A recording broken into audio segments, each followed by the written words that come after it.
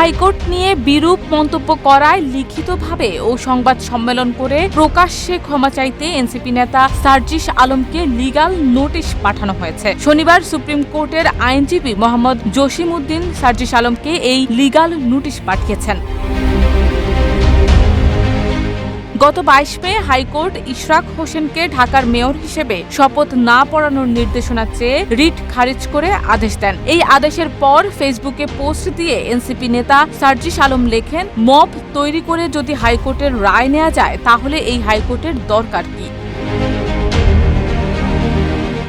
এই পোস্টকে কেন্দ্র করেই পাঠানো নোটিশে সার্জিস আলমকে সুপ্রিম কোর্টের রেজিস্ট্রার জেনারেলের কাছে লিখিতভাবে ক্ষমা চাইতে বলা হয়েছে। দেশ জুড়ে তোলপাড় ওয়ালটন ফ্রিজ কিনে আপনিও হয়ে যেতে পারেন মিলেনিয়ার।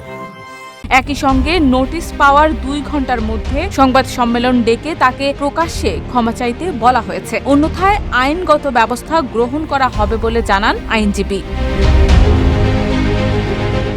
শারমিন নিশু, ঢাকা পোস্ট।